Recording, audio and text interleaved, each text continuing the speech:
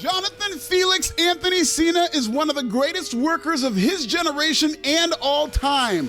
After a fiery return to television on Raw Netflix, Cena proved he's still got heat because he's worked the savviest wrestling fans on the planet into actually thinking he's gonna win a whole Royal Rumble. What? Seriously, you guys really think that? I polled you, the smart PWB subscriber, as to who is gonna win this year's Royal Rumble. 52% of you said it would be John Cena.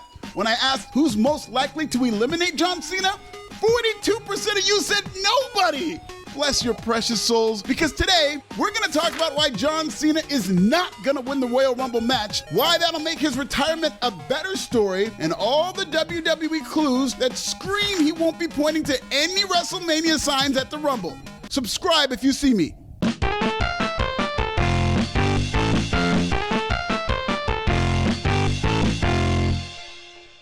At Money in the Bank 2024, John Cena made a surprise appearance to announce his surprise retirement. Grand opening, grand closing. Cena said he'd be at the Royal Rumble, Elimination Chamber, and WrestleMania 41. Cena pulled up to Netflix and teased he might need to win the Money in the Bank briefcase to get a world title shot. John Cena name-dropping one big show after another are all hints that Cena's retirement will be part of a year-long story. That part's not even a hint. The man flat out said he will retire at the end of the year in 2025. So Cena's retirement tour will extend well past a WrestleMania arc. In fact, John Cena specifically laid out the first chapter of this story by saying he had not won a match in 2,446 days. Y'all niggas think he just said that so the losing streak could end just a couple weeks later at the Rumble? What kind of storytelling is that? AEW, the Social Security Administration of Pro Wrestling, has had 3 retirement storylines in the last calendar year. John Cena's retirement tour is about to be better than all 3 combined because Cena's a homegrown WWE talent and WWE doesn't do all that many retirement angles. Both Cena and WWE's Cinematic Super Team have known about Cena's retirement tour since at least July of last year. That means they've had 6 months and counting to map out a year-long retirement story fitting for Cena. Given WWE's track record, a Triple H-era Cena retirement will be an all-timer. Every great story comes with conflict, so Cena isn't gonna announce a 2,500-day losing streak without that conflict following him around for a couple of pages. To me, if John Cena just conquered his losing streak right out the gate, that's a bad start to a story. That's AEW storytelling, where ass-kissing podcasters are writing their ass angles. Remember, this is a 1-year retirement angle, which means it'll be filled with several twists and turns and chapters and long-term storytelling. The first chapter is Cena trying to win his first match in 7 years. And there's a couple reasons that won't happen at the Rumble. The 2025 Royal Rumble is stacked and the most loaded ever, both in terms of star power and, more importantly, who could realistically win. We're just days away, and despite being the African wrestling genius that I am, I can't tell you with full confidence who's gonna win.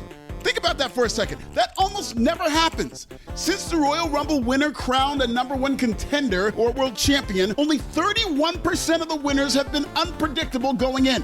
Seriously, I did the math. Out of 35 Royal Rumbles, only 11 had an unpredictable winner. The link to this spreadsheet is in the comments and the description. Check it out and tell me why I'm wrong. In fact, you can argue that we just came off an 11-year streak from Royal Rumble 2013 to Royal Rumble 2024, where the winner was predictable. To make the Rumble even more stacked, what if WWE went full troll and booked the 3 Faces of Hogan, where Terry Bollea entered the Royal Rumble as Hulk Hogan, Hollywood Hulk Hogan, and Mr. America. For good measure, he could enter a 4th time as Rip Thomas. Then, hold on now, then 4 different black men could eliminate Hulk Hogan each time. Happy Black History Month.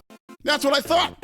After Cody upset Punk last year, a new streak will start in 2025 where the Royal Rumble is back to being unpredictable.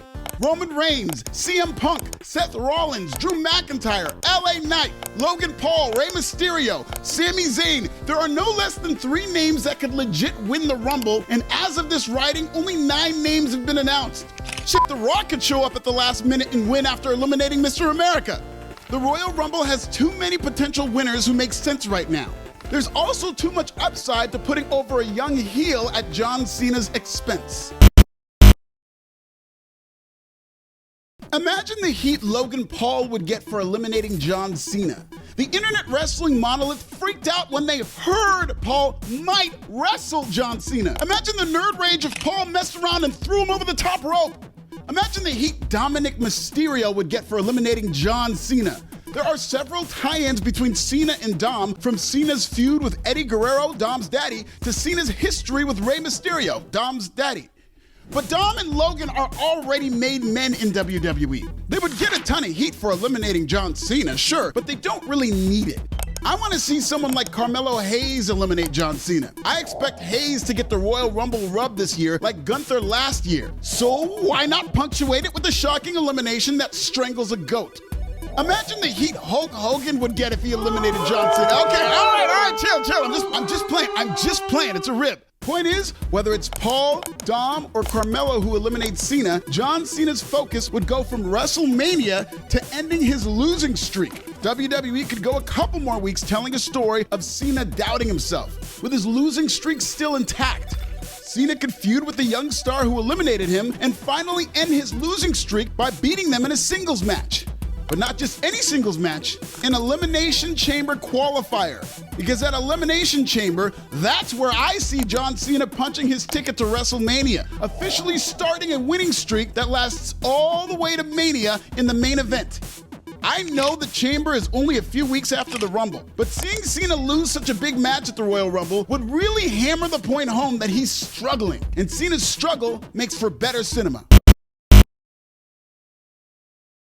John Cena has already committed to wrestling in the Elimination Chamber. On Raw is Inglewood, he also implied he could compete at Money in the Bank. These are clues that suggest John Cena will spend all year trying to win gimmick matches to secure a #1 contendership. Remember, this is a long-term story, one that's supposed to make you cry when Cena retires, but not just because Cena's gone, because of the strength of that angle alone. I feel like WWE is going to stretch out the storyline to where he challenges for the WWE title at the end of the year in his final match at December's Saturday Night's Main Event live from Saudi Arabia. Seriously though, a Cena television retirement could pull in an all-time rating for WWE. Booking the modern-day Mr. America in his final match, going for a record 17th World Championship with Ric Flair ringside sitting right next to the Saudi Prince would do a monster rating, especially if WWE tells the right story. And that story has to be centered around struggle, trying to end the losing streak, failing to win the world title at WrestleMania 41, the final chase to regain the title before time runs out in 2025. John Cena's struggle is key to this story. It's key to his catchphrase, never give up. No great hero's journey starts with the hero conquering his biggest hurdle in Chapter 1. Hope you brought a bookmark. Check out this video and subscribe. Do you think John Cena will win the Royal Rumble? If not, who's gonna eliminate him? Tell me in the comments!